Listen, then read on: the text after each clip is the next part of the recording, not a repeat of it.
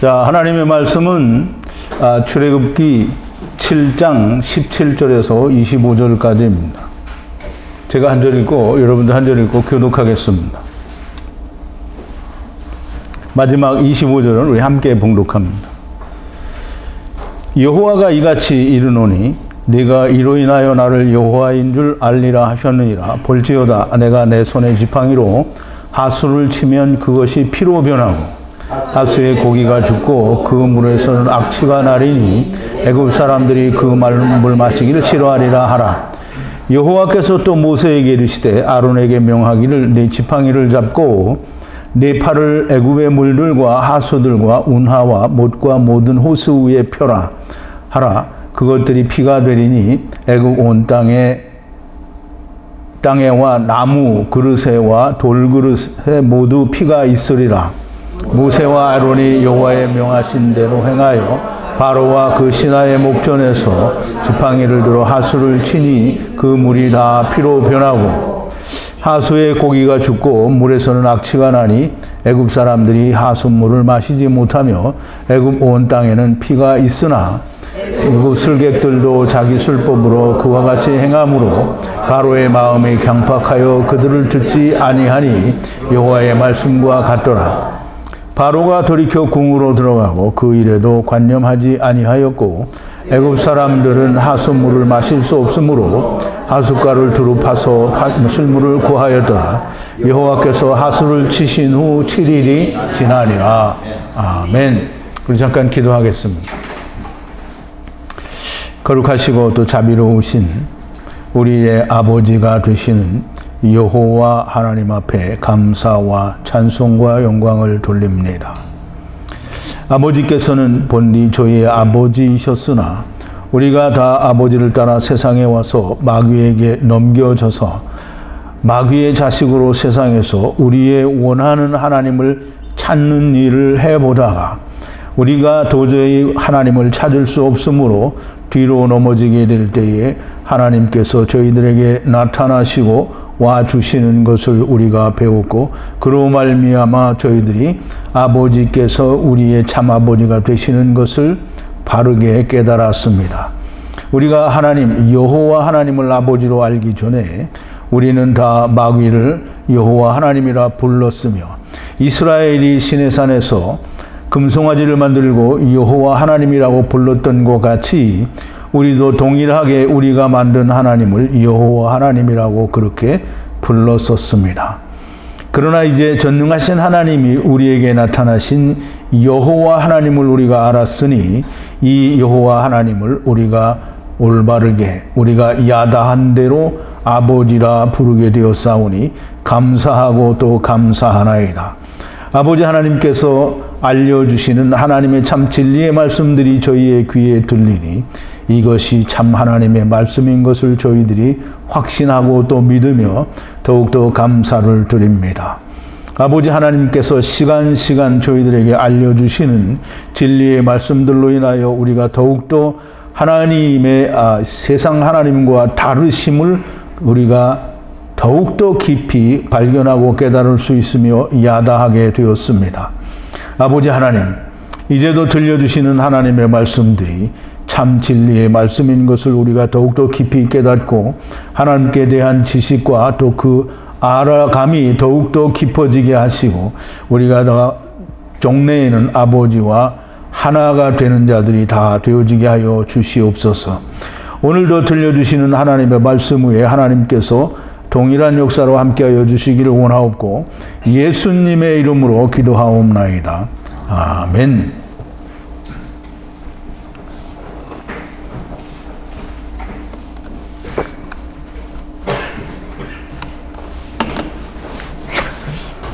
자, 이제 오늘은 출애굽기 7장 마지막 끝부분입니다. 끝부분에 하나님께서 지팡이로 모세의 지팡이로 아론에게 넘겨주어 바로 앞에 던지게 하시니 그 지팡이가 뱀이었는데 이스라엘 사람들도 애굽 사람들이죠. 애굽의 술객들과 이 사람들이 동일하게 술법으로 자기들의 지팡이를 던져서 뱀이 되게 한 것을 우리가 보았고, 또 그 아론의 지팡이가 그 사람들의 지팡이, 즉 술법으로 뱀이 되게 한 지팡이를 삼켰다라고 하는 것을 우리가 배웠습니다. 그들이 던진 뱀은 자기들이 어떤 술법으로 만들어낸 것이 아니라 자기가 자기를 주장하는 아담이 데리고 온 뱀들이었다라고 하는 것이 드러났다라고 말씀을 드렸습니다. 그 이야기를 하나님께서 말씀하시고 그 이야기 안에서 지금 하나님께서 세상이 어떻게 달라졌다라고 하는 것을 보여주십니다. 그 첫 번째가 피의 심판, 우리는 이제 흔히 재앙이라고 하는데요. 피의 심판, 쉐페트라고 하는 겁니다. 피의 심판이라고 하는 건 뭐 크게 성경에서 다른 게 아니고요. 그냥 우리가 땅의 눈으로 물리적으로 물이 피가 됐다라고 이렇게 이해를 하면 그냥 물이 빨갛게 된 거죠. 근데 성경에서는 물이 변하는 건 그 물이 변화, 두루 도는 걸 말합니다. 그럼 물이 두루 도는 것은 변화된 것이고요. 변화된 것은 물이 곧 이루어졌다. 즉 물은 궁창 아래의 물을 말하고요. 율법이 이루어졌다라는 말이 됩니다. 자, 이제 우리가 이 피의 재앙에 대해서 또는 피의 심판에 대해서 말씀을 나누기 전에 우리 지난 시간에 아론의 지팡이를 바로 앞에 던졌더니 그것이 뱀, 탄인이 되었고요.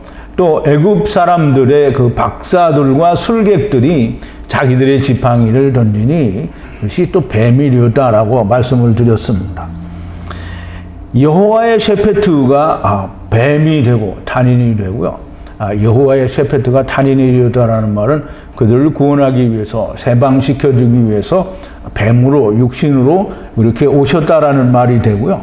육신으로 오신 여호와의 셰페트 앞에 이스라엘, 즉 율법을 지키는 자들은 자기를 하얗다고 내놓은 것이 곧 자기들의 지팡이를 던졌더니 뱀이 되었다라는 말이 됩니다.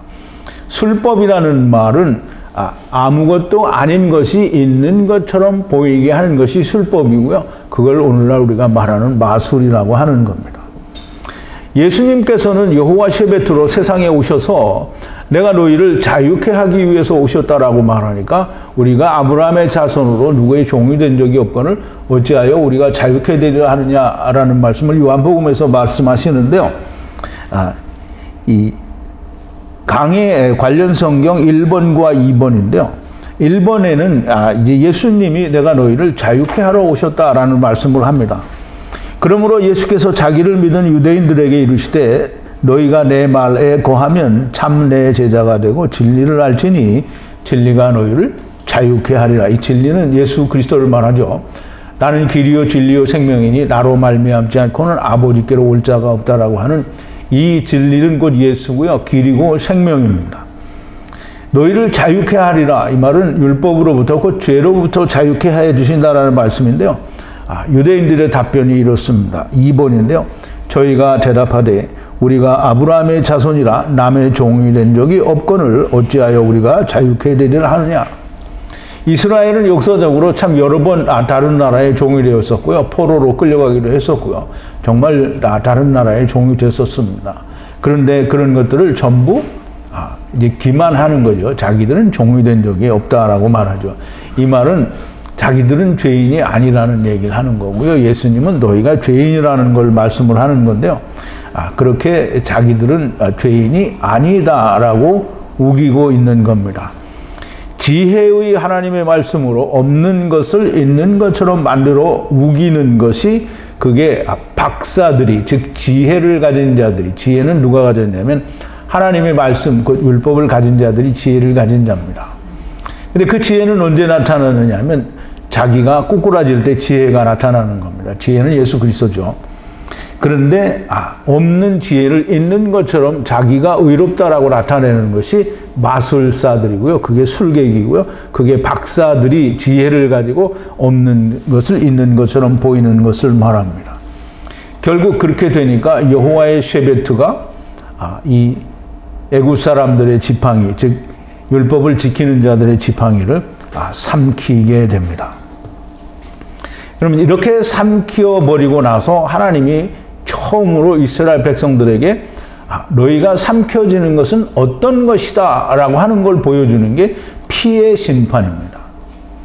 피의 심판, 우리는 이제 피의 재앙이라고 하니까 아까도 말씀을 드린 것처럼 그냥 물이 확 변해서 빨갛게 피처럼 물이 됐다 이렇게 이해를 하면 그러면 성경을 정말 이해를 못하는 사람입니다. 물이 변하여 빨갛게 되었다고 하지 않고 피가 되었다라고 했어요. 또 피가 되었다라는 말은 그냥 피로 변했다라는, 우리말로 하면 그냥 변했다인데요. 하자크예요. 하자크는 두루 돌았다라는 말입니다. 그러므로 굉장히 중요한 말인데 우리말로는 이해가 되지 않고 이 히브리어로는 우리가 이해할 수 있는 거예요. 두루 돈다라는 말은 창세기 3장 24절에 보면 하나님께서 생명나무의 길을 두루 도는 화염검과 그룹들로 지키게 하셨다라고 그랬어요. 두루 도는 화염, 이게 두루 도는 변화시키는 완전히 뒤집어 엎는 불을 말해요. 그럼 성령을 말하는 거죠. 그 성령에 의한 검, 헤레브를 화염검이라고 하는 겁니다. 자, 이제 여호와께서 이렇게 믿지 않는 이스라엘, 즉 애굽 사람들에게, 애굽과 이스라엘은 같은 것이라고 말씀을 드렸죠. 애굽 사람들에게 이와 같이 말씀하시니 이것으로 말미암아, 그러니까 이것은 두 번 이것이 나오는데요. 이것인데요. 이것이 뭐냐면 조금 이따 설명이 되는데요. 너희가 이것으로 말미암아 내가 여호와인 것을 알게 되리라 라고 말씀을 하시고요. 보라, 이것이 뭐냐면 내가 아세르 손의 지팡이를, 지금 분리하는 손의 지팡이를 물 위에 치면 아세르 강이 피로 두루 돌 것이다 라고 이렇게 말씀을 하십니다. 즉 다시 말해서 하나님이, 여호와 하나님이 모세를 통하여 바로에게 하실 말씀이 이거라는 거예요. 너희가 이것을 통하여, 그러니까 이것이 두 번 일어나는데요.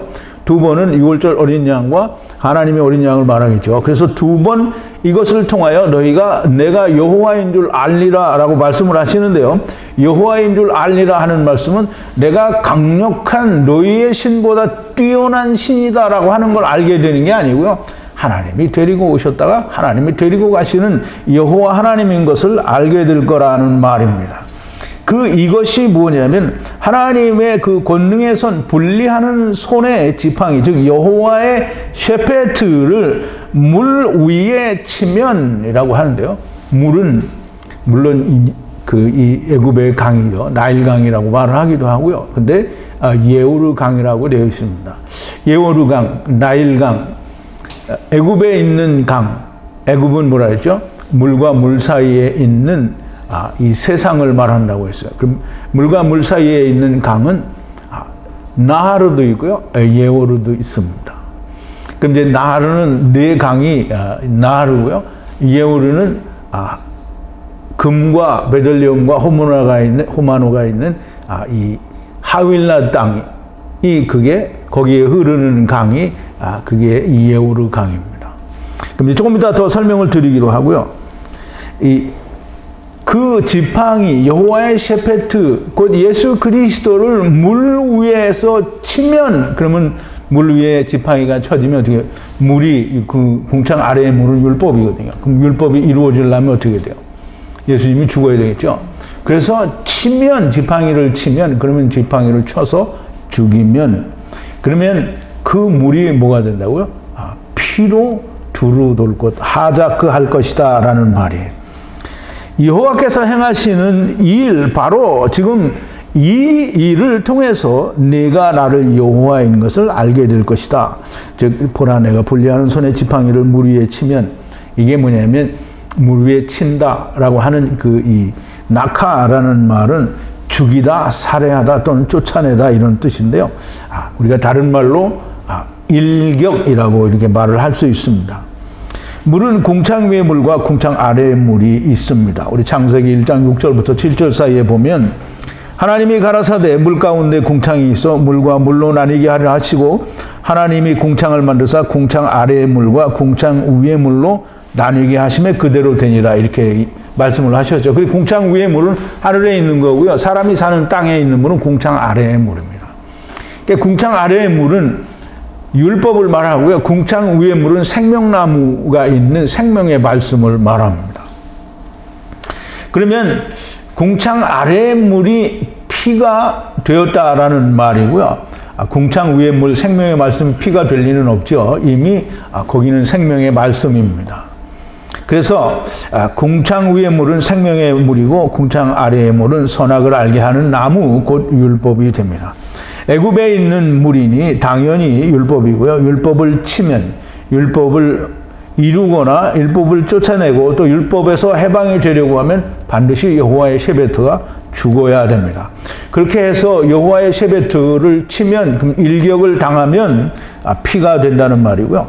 모세 곧 하나님의 손의 지팡이로 율법을 치게 되면 피로 변화 두루 돈다라고 하는 것입니다.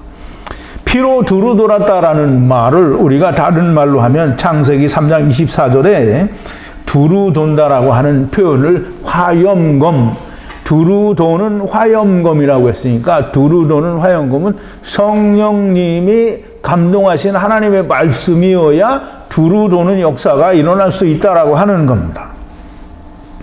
그것이 요한복음에 오면 하나님께서 예수 그리스도께서 여호와의 셰베트께서 물이 포도주로 변하는 것을 보여주십니다. 주님이 하루는 가나에 혼인잔치가 있어서 거기에 제자들과 예수님의 어머니 마리아와 함께 가게 됩니다.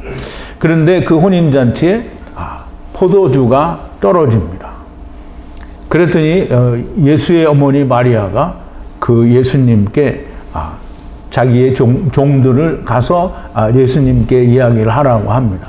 예수님이 아직 내 때가 이르지 아니하였나이다. 이게 나와 무슨 상관이 있습니까? 라고 말을 하지만 여전히 종들에게 물을 떠서 돌 항아리 6개에 물을 채우라고 합니다.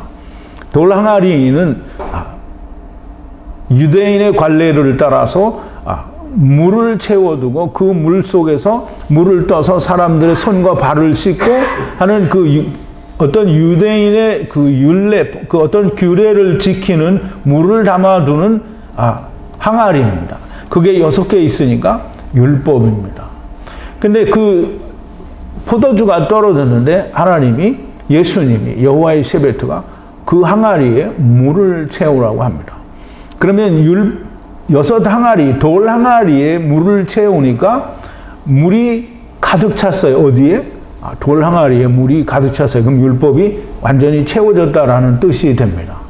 그러면 물이 채워지니까 예수님이 뭐라고 하냐면 이제 물을 떠서 갖다 주라. 그러면 돌 항아리 6이 물로 가득 찼으니까 율법이 채워졌다는 거죠. 율법이 완성되었다라는 말이고요. 율법이 완성되면 포도주가 됩니다. 그래서 그 포도주를, 물을 갖다 주니까 사람들이 다 포도주를 먹고, 이 연회장이라고 하는 그 연회를 맡은 어떤 그 담당자를 말하겠죠. 그 연회장이 가서 묻습니다. 보통 대개는 사람들이 좋은 포도주를 내놨다가 나중에는 질 낮은 걸 내놓는데 너희는 먼저 낮은 걸 내놓고 지금은 훨씬 좋은 걸 내놨다라고 말을 하는데 그게 어디서 왔는지 모른다고 합니다.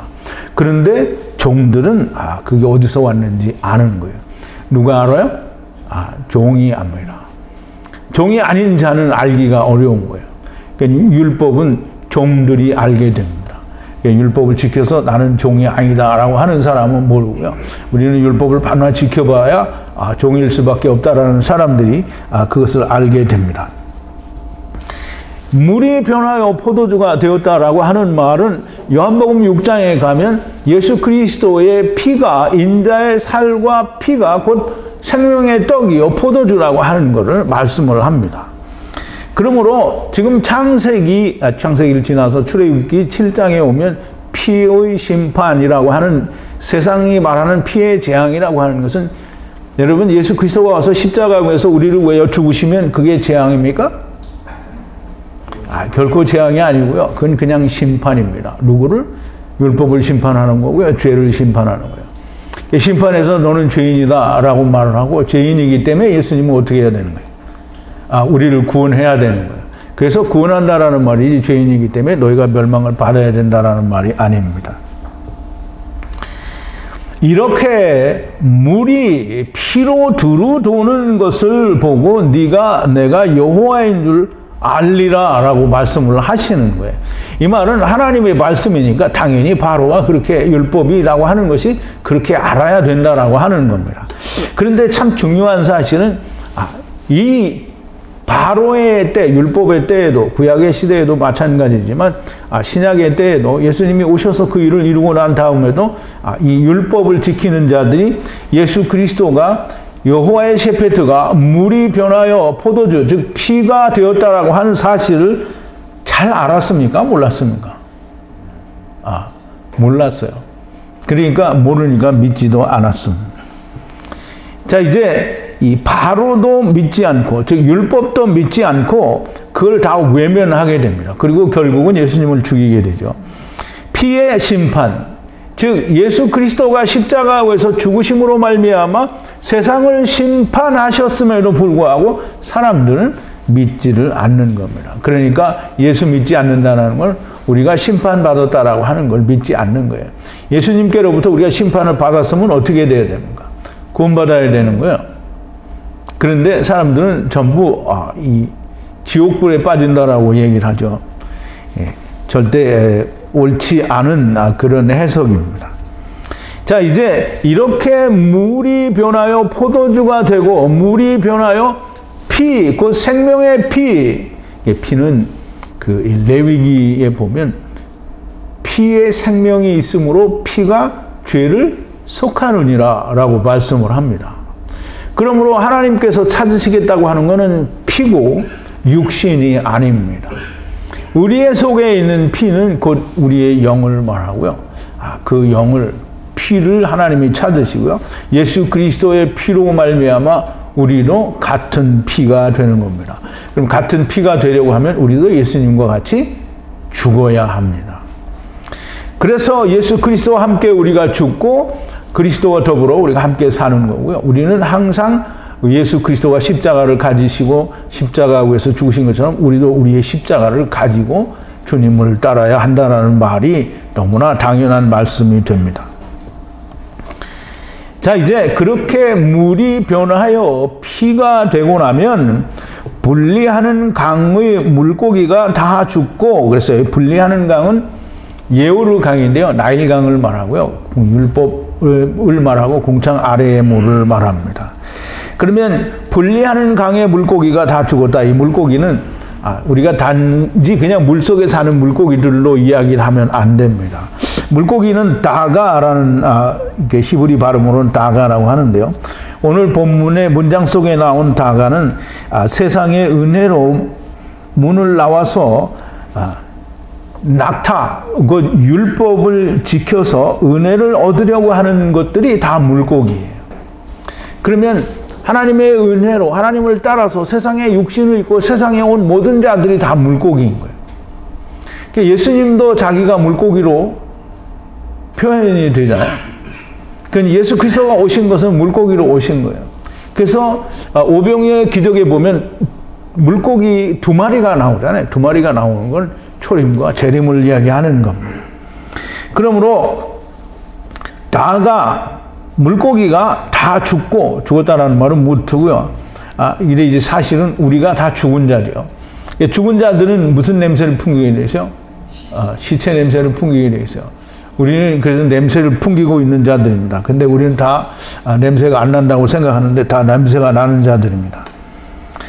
강에서부터 고약한 냄새가 나서 애굽인들이 강으로부터 나오는 물을 마시기를 싫어하리라 라고 얘기를 하는데요. 이 뒤에 나오는 말은 마실 수가 없다 이렇게 말을 하는데 사실은 마실 수가 없는 게 아니고요. 마시기를 아주 싫어하는 거예요. 왜냐하면 자기는 죄인이 아닌데 죄인을 구하러 왔다고 하니까 자기는 예수님과 상관이 없는 사람이잖아요. 그러니까 그 물을 마시기를 아주 몹시 싫어하는 거예요. 그런데 참 이 아이러니한 일은 뭐냐면 이 강의 물을 다 못 먹어요. 하수의 어떤 못의 물도 못 먹고 안 먹어요.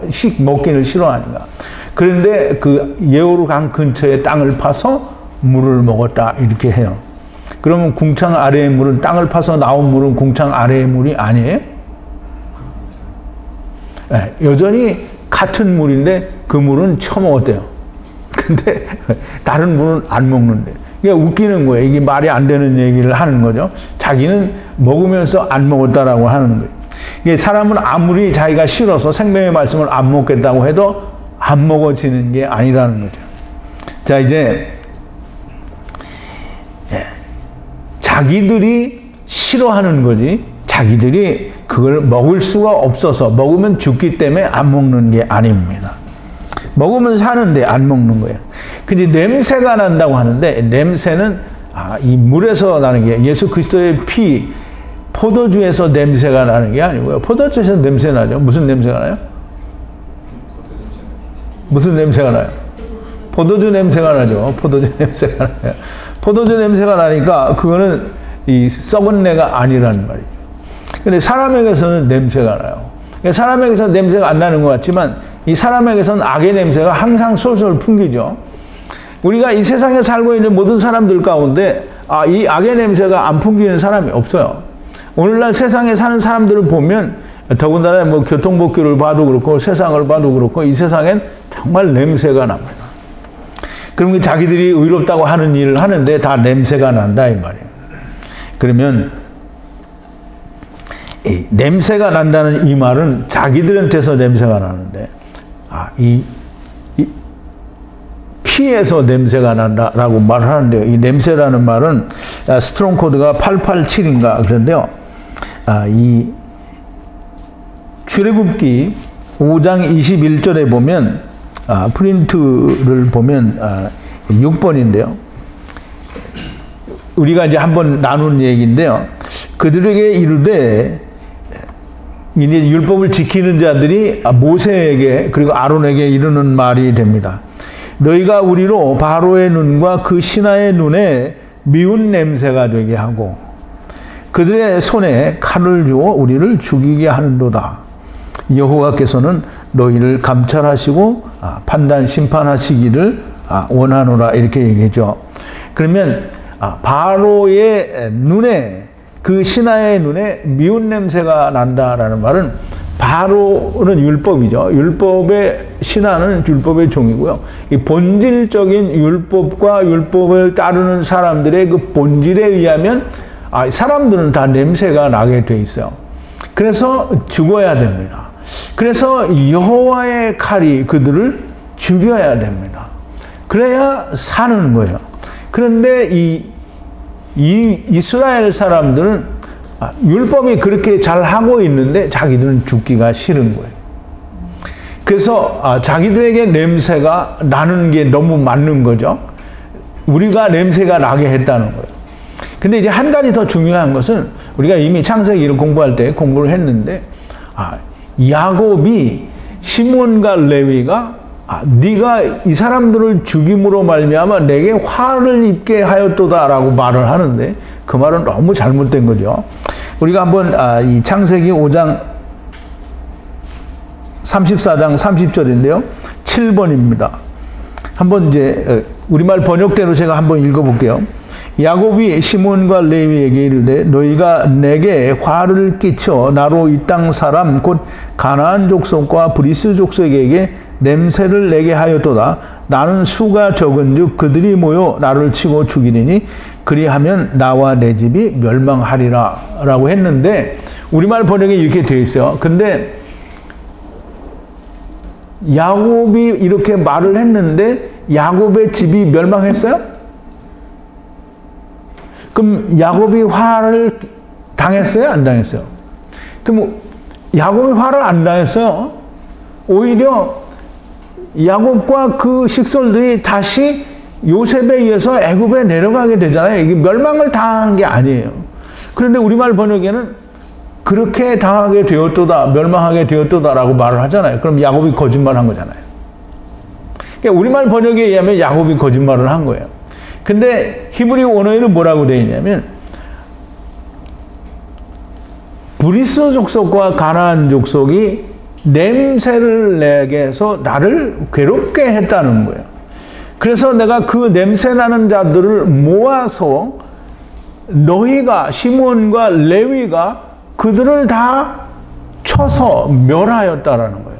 그게 내 집을 멸하였다라는 거예요. 내 집은 뭐냐면 하나님께서 분리하신 하나님의 나라로부터 떼어내서 세상이라고 하는 이 만드신 집을 뭐라고 했냐면 소하르 집이라고 했어요. 그게 감옥이라는 얘기죠. 그걸 하나님이 삼켜버렸다라는 거예요. 그걸 멸하였다라고 하는 거예요. 내 집을 멸하였다. 즉 하나님이 지으신 세상을 삼켜버리셨다라는 말이 됩니다. 그러면 이 냄새를 나게 하였다라는 말은 자기들이 나는 거지, 지금 이 인자의 살과 피가 되는 물이 변하여 피로 두루도운 거기에서 냄새가 나는 게 아니고요. 그것은 진리고 그것은 생명인데 거기에 반해서 내가 냄새가 나는 거예요. 근데 내가 나는 냄새는 분명히 앞에 두 구절에서 분명히 자기들에게서 냄새가 나는 걸로 되어 있어요. 창세기 34장 30절에서도 브리스 사람, 가나안 사람들이 냄새가 나는 게 하고요. 분명히 이 창세기 34장에서 냄새를 나게 하는 것은 세겜과 하몰 그리고 그 백성들이 냄새가 나므로 하나님이 그 냄새를 다 삼켜버렸다라고 하는 말이 됩니다. 그러면 지금 이 피가 물이 변하여 피가 된 이 물로 말미암아 자기들에서 냄새가 나는데 자기들의 냄새를 이쪽에 돌리고 그걸 내가 못 먹겠다는 거예요. 그냥 말이 정말 거꾸로 되죠. 분리하는 강 예오르는 궁창 아래의 물이 되고요. 그 물에 있는 물고기는 사실상 율법에 이어 매여 있는 사람들이 됩니다.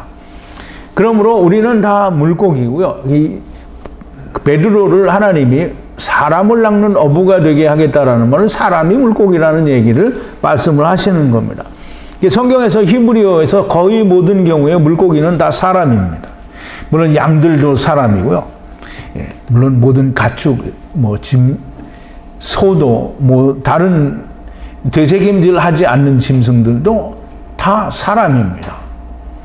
되새김을 안 한다는 말은 이방인에 속한 거고요. 말씀을 먹지 않는 사람들을 말하는 거죠. 궁창 아래의 물이 두루 돌아서 피가 되면 일격을 맞아 피가 된 것이고요. 사실상 심판을 받은 것이 됩니다. 심판을 받았으면 모든 자, 물고기들은 다 죽은 것이 되고요. 죽은 자들은 냄새를 풍기며 살고 있는데요. 냄새를 풍기는 주제에 자기들은 하얗다라고 말을 하면서 두루 돌아 변한 생명의 피, 말씀이 된 것을 먹기를 싫어합니다. 이게 누구라고요? 우리가 대표적으로 볼 수 있는 게 유대인들이잖아요. 바리새인들과 서기관들. 그게 누구냐면 그게 우리입니다. 그게 예수님이 오셔서 너희를 해방시켜 주겠다고 하고 그 해방을 십자가로 말미암아 이루었음에도 불구하고 자기들이 죽여서 그것이 이루어졌는데도 불구하고 믿지 않고 새로운 다른 메시아가 오기를 기다리는 게 유대인이고 이스라엘이고 그게 오늘날 교인들입니다. 자기들은 냄새를 풍기고 살고 있는데 이 두루 도는 피를 마시기를 싫어하는 것은 자기들이, 이게 참 문둥병자라는 얘기죠. 자기들이 하얗다는 거예요. 모세의 품속에 손이 들어갔다가 나오니까 문둥병이 됐어요. 그럼 모세의 품속에 들어갔다가 나오니까 율법을 가지고 나온 거잖아요. 율법을 가지고 나와서는 자기가 하얀 사람이 자꾸 되는 거예요. 그러면 그걸 다시 집어넣어라. 그걸 꺼내보니까 뭐예요? 바로 이제 되살아났죠. 그러면 문둥병이 고치려면 율법에 대해서 죽어야 되는 거예요. 모세의 안에서 죽어야 되는 거예요. 그래서 꺼내보면 이게 사는 게 되는 거죠. 그래서 스스로 자기들은 하얗다고 하는 죽지 않은 살아있는 자들이기 때문에 두루 도는 피, 두루 도는 피, 인자의 살과 피, 포도주를 먹기를 싫어하는 겁니다. 그렇게 될 거라는 거죠. 지금 하나님이 모세를 향해서 그렇게 이제 네가 그렇게 가서 이야기를 하라는 거예요. 너희는 그걸 먹기 싫어하게 될 거고 너희는 그렇게 스스로 문둥병자이기 때문에 그거 싫어한다라는 얘기를 말씀하는 겁니다. 자, 여호와께서 모세를 향하여 말씀하시기를 아론을 향하여 말하라 라고 얘기를 하는데요. 아론을 향하여 말하라. 지팡이를 취하여 애굽의 물 위에 손을 뻗으라. 강 위에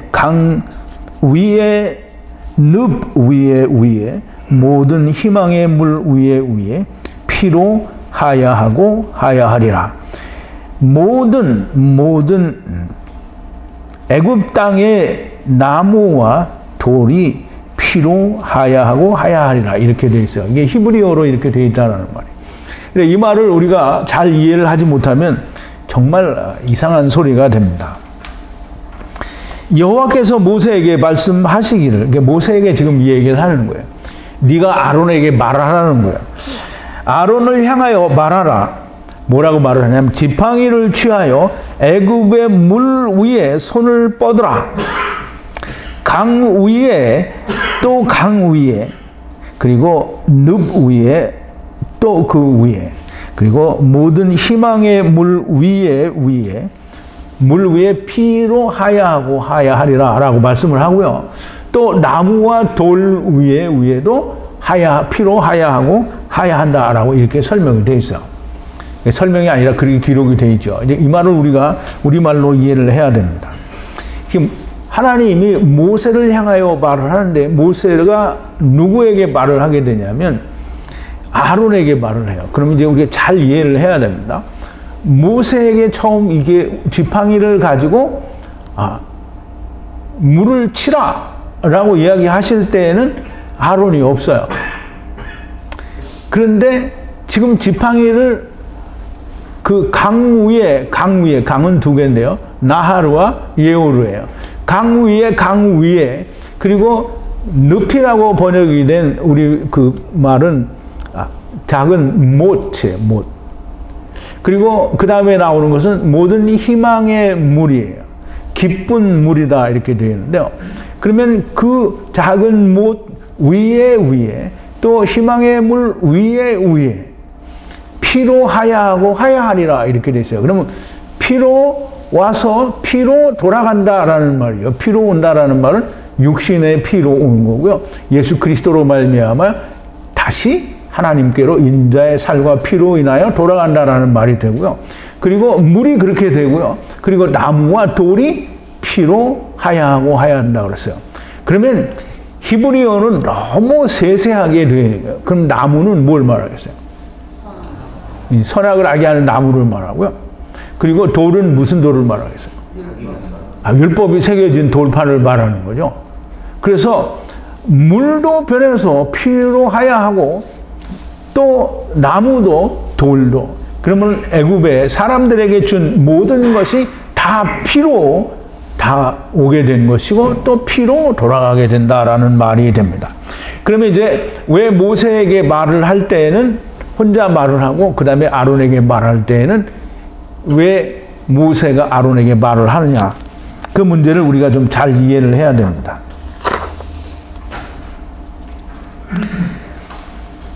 모세가 바로 율법에게 가서 우리가 내가 이렇게 애굽의 강물 위를 이 지팡이로 치면 피로 하야하고 하야할 것이다 라고 이렇게 말을 할 때에는 모세가 말을 해요. 그래서 실제로 치면 그럼 아론은 어떻게 된 거예요? 죽은 거예요. 그리고 나서 아론에게 말하는 게 네 팔을 뻗어라. 그러면 그 아론의 팔을 뻗는다라는 건 펼쳐나가는 걸 말하는 거예요. 그러면 애굽의 모든 물과 땅에 그 바로 예수 그리스도 즉 아론이 죽은 그 사실이 퍼져나가게 될 것을 말을 하는 거예요. 자, 이제 아론은 일격을 맞아서 지팡이가 그 물 위를 쳐서 죽음으로 물이 피가 되고요. 물이 피가 된 뒤에는 아론에게 모세가 말을 합니다. 팔을 뻗어라. 팔을 뻗는다라는 말은 그 죽음의 일격, 이게 사실이 온 이 애굽의 땅에 퍼져나가게 될 것을 말하는, 예수 그리스도는 부활을 하죠. 아론은 분명 십자가로 죽게 되지만 다시 부활하게 된다라고 하는 것을 여기에서도 설명을 하시는 거예요. 창세기에도 정말 많은 얘기가 담겨져 있지만 히브리어로는 이렇게 구체적으로 하나님께서 말을 한마디 바꾸심으로 아론이 죽었다 살아나는 것도 우리에게 보여주는 거예요. 예수 그리스도의 죽으심과 살으심이, 즉 죽음과 부활이 거기에 다 들어있다라고 하는 것을 우리가 볼 수 있어야 됩니다. 자, 아론에게 지팡이를 취하여 애굽의 물 위에 뻗으라. 이 말은 피가 온 땅에 퍼지라는 말이고요. 마태복음 28장 19절 20절에 보면 8번인데요. 그러므로 너희는 가서 모든 족속으로 제자를 삼아 아버지와 아들과 성령의 이름으로 세례를 주고 내가 너희에게 분부한 모든 것을 가르쳐 지키게 하라. 볼지어다 내가 세상 끝날까지 너희와 함께 항상 있으리라 하시니라 그랬어요. 예수님께서는 죽으셨다가 부활하셔서 하늘로 올라가시지만 여전히 그 팔이 세상에 뻗어져 있는 겁니다. 그러므로 예수 그리스도께서 일격 아론의 지팡이로 율법을 치면 그럼 아론은 죽어요. 죽으면 물이 피로 변하고요. 그러면 물이 피로 변한 다음에는 아론이 다시 부활하게 되고요. 그 부활한 아론에게 하나님이, 모세가 다시 그 손을 뻗으라 라고 얘기를 하니까 그 손이 뻗어지는 거예요. 그럼 사도행전 1장 6절에도 보면 너희는 유대를 떠나지 말고 아버지께서 약속하신 성령이 오실 때까지 너희는 기다리라 그랬어요. 그래서 성령이 오시면 너희가 권능을 받고 온 유대와 사마리아와 땅 끝까지 이르러 내 증인이 되라고 하신 그 말씀이 곧 마태복음 28장 19절 20절에 있는 말씀이 됩니다. 피로 하자크, 변화됐다, 두루 돌았다라는 말은 물이 변해서 포도됐고요. 율법이, 즉 선악을 알게 하는 나무가 생명나무가 됐고, 그리고 돌판이 변하여 예수 그리스도로 나타났다라고 하는 말이 되는 겁니다. 자, 이제 애굽의 강은 나하르입니다. 나하르. 그 나하르는 창세기 2장 10절에 보면 4대 강이 나오는데요. 창세기 2장 10절인데요. 9번인데요. 강이 에덴에서 발원하여 동산을 적시고 거기에서부터 갈라져 네 근원이 되었으니 이게 다 나하르예요. 근데 그 나하르 가운데에는 이 금이 있는 하윌라 땅, 그리고 거기에는 베델리움과 호모나도 있다고 했는데요. 베델리움은 교회를 말하고요. 진주. 그리고 호마노는 율법을 말합니다. 그럼 율법과 교회, 즉 율법과 복음이 존재하는 즉 하나님의 말씀이 있는 땅이 하윌라 땅인데요. 거기도 여전히 나하르입니다. 그런데 그 생명의 말씀이 드러나게 될 때는 예후르가 되는 겁니다. 그래서 피로로 하자크 되면 예후르 강이 되는데요. 예후르 강이 되었음에도 불구하고 사람들은 여전히 믿지 않는 거죠. 자, 이제 이 나하르와 예후르 강을 우리가 지금 창세기 2장 11절에서 12절에 보면 그 예후르 강에 대한 설명이 나오는데요. 첫째 이름은 비손이라 금이 있는 하윌라 온 땅에 둘렀으며 그 땅의 금은 정금이요 그곳에는 베델리움과 호모나도 있으며 라고 얘기했는데요. 그 하윌라 땅 비손강 거기는 장차 예후르 강이 된다라는 의미를 오늘 출애굽기에서 설명을 해 주신 것이 됩니다. 그러면 늪이라는 건 뭐냐? 늪.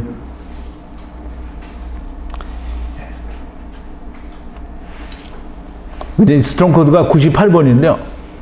우리말로는 늪이라고 번역을 하기도 했고, 그렇지만 이게 작은 못이라는 그런 뜻이 됩니다. 그래서 모든 늪이란 말은 혼탁한 물이라고 하는데요. 혼탁한 물 또는 이 흙탕물이라고 또 사전적으로는 설명을 하기도 하는데요. 그럼 이제 작은 못은 그 혼탁한 물 가운데에서 가탄들이 나오게 되기 때문에 그걸 작은 못이라고 한 것 같고요. 그게 2번 일어나기 때문에 카탄들이, 그러니까 말하자면 카탄과 가돌이 구분되는 건 2번입니다. 세 번째에는 카탄과 가돌이 구분이 안 돼요. 전부 가돌이 카탄이 되는 거기 때문에. 그래서 이 모든 늪 그리고 희망의 물, 기쁨이 되는 물은 다 하야하고 하야한다라고, 피로 하야하고 하야한다라고 두 번이 이렇게 되어 있습니다. 그래서 카탄과 가돌로 분리가 되는 것은 항상 2번이고요. 그리고 마지막 세 번째에는 카탄과 가돌로 나누지 않고 남은 가돌들이 다 카탄이 되는 겁니다. 모든 물과 나무, 돌이 다 피로 하야하고 할 것이다 라는 말이고요. 예수 그리스도의 일격으로 말미암아 모든 물과 나무와 돌이 다 피로 하야하고 하야한다라는 말씀입니다. 실제로 예수 그리스도께서 오셔서 이 일이 이루어졌음에도 불구하고 율법을 거들떠도 보지 않게 되는 것이 인생들입니다. 그게 무슨 말이냐면 이스라엘이 이 마가복음 6장 43절에 보면 오병이어의 기적으로 말미암아 이스라엘 백성들, 유대인들을 먹였어요. 오병이어라는 게 뭐예요? 오병은 떡 5개고요. 떡 5개는 모세오경을 말하고요. 이어는 그리스도가 2번 세상에 오신다라는 말입니다. 그걸로 5,000명을 먹였어요. 그 5,000명을 먹였는데 남은 건 12광주리가 남았어요. 그 12광주리는 오는 누가 먹은 거예요? 오는 은혜를 받은 사람들이 먹은 거예요. 근데 그게 5,000명이에요. 은혜를 받은 사람들이 먹은 거예요. 이스라엘은 뭐 12광주리 남았으니까 이스라엘은 아무도 못 먹은 거예요.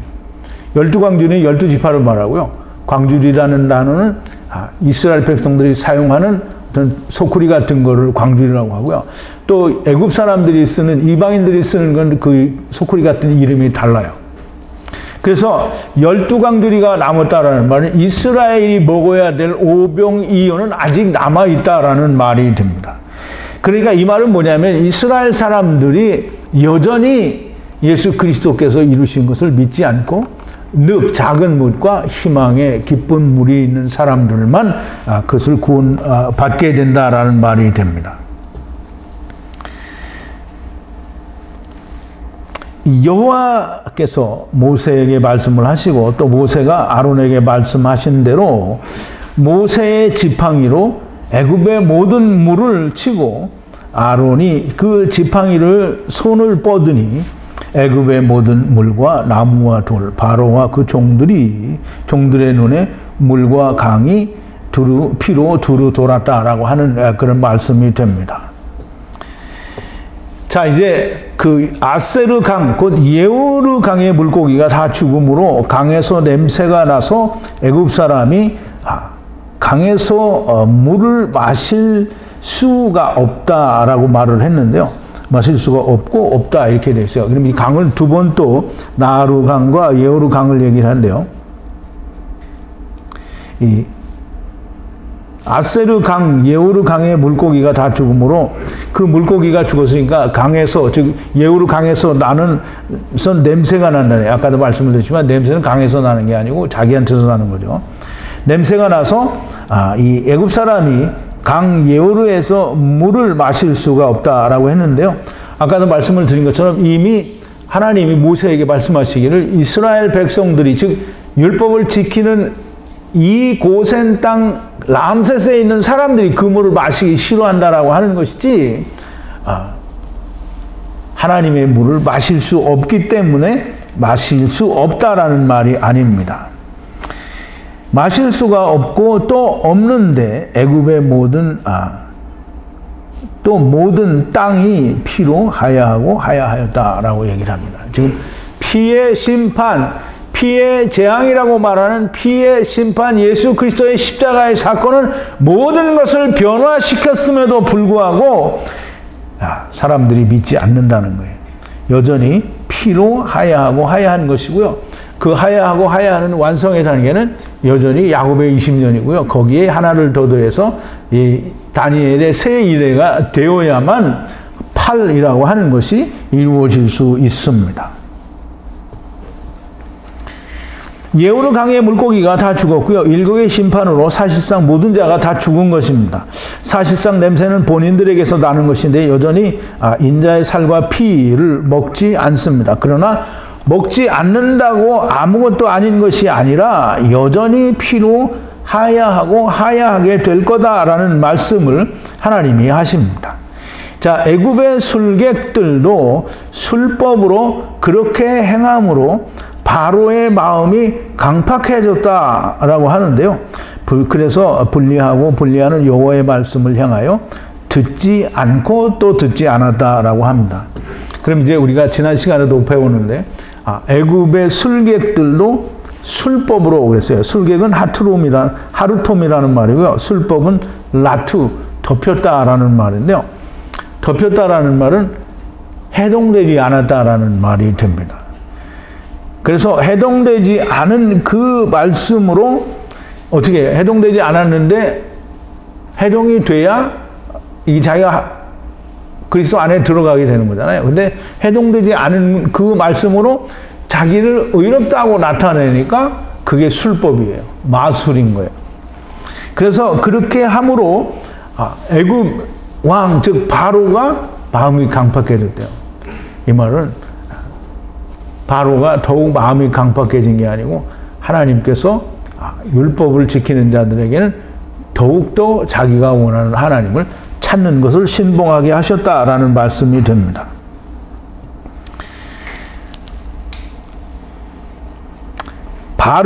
바로가 돌이켜 집으로 향하여 들어가고, 바로가 돌이켜 집으로 들어갔다라는 건 바로가 무슨 집이 있겠어요?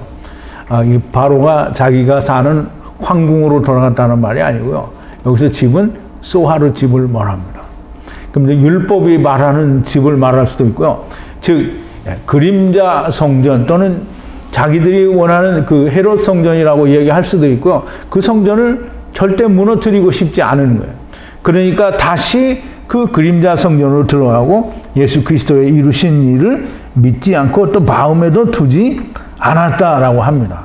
그리고 뭐라고 하냐면 예후르 강물을 마실 수 없으므로 애굽 사람들 모두가 예후르 강 주변의 물을 파서 마셨다라고 하는데 이 세상의 궁창 아래의 물은 흙 속에 물이 있던지 아니면 흙 속에 있는 물기가 있는 즉 모이스처하다라고 하는 그런 수분이 있는 그런 물이라도 아무리 어떤 물이라도 생명의 물은 없어요. 다 율법입니다. 그럼 율법을 처먹었다라는 말이 되는 거예요. 먹었다라는 것은 마셨다라는 말이 됩니다. 그러므로 안 먹는 것 같은데 사실은 다 먹었다라는 말이 되는 거예요. 마실 수 없는 것이 아니라 사실은 마시기를 아주 매우 싫어하는 그런 것을 설명을 하는 겁니다. 여호와께서 예후르를 치신 후에 7일을 채우시니라 라는 말씀이 맨 마지막에 있는데요. 이 말씀은 정말 중요한 말씀입니다. 정말 중요한데요. 오늘은 이 이야기를 하지 않고 내일 아침에 다음 강의에서 설명을 드리도록 하겠습니다. 자, 이제 말씀을 좀 정리를 하는데요.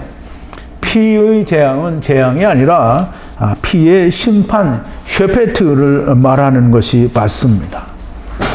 애굽의 모든 물과 나무와 돌을 일격으로, 즉 예수 그리스도의 십자가의 죽으심으로 말미암아 피로 하야되었던 것들이 다시 피로, 예수 그리스도의 피로 하나님과 함께 돌아가게 되는 것, 곧 하야, 아세르 하야가 되는 겁니다.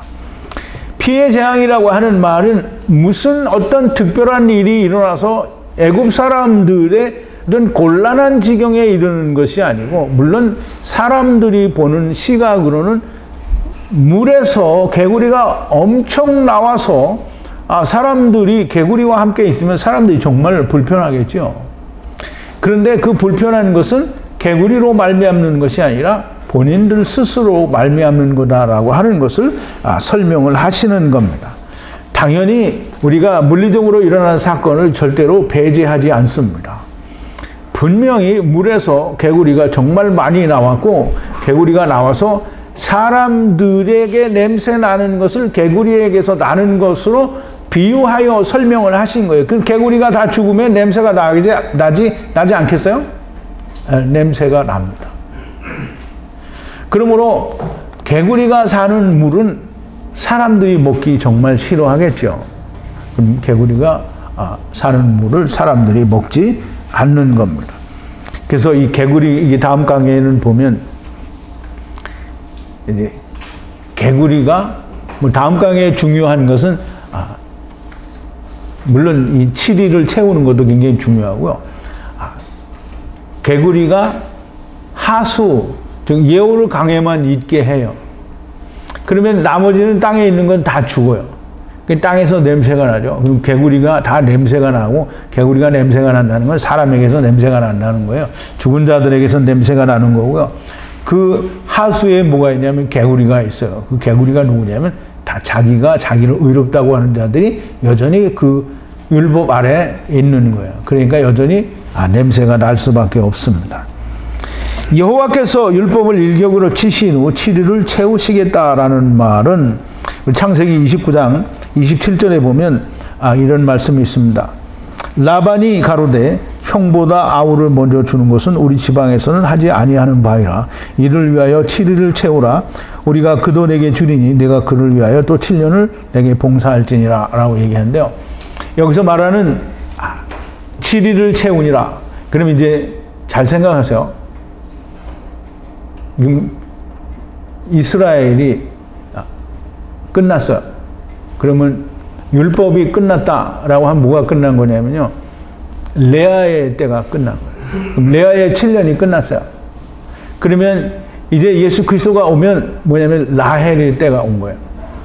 라헬의 때, 그럼 일격을 치신 후에 7일을 채우시니라. 이 말은 7일이 채워져야 된다는 말이고요. 그 7일이 채워져야 된다는 말은 나머지 신혼의 날 7년도 또 온다라는 뜻을 포함하고 있는 거예요.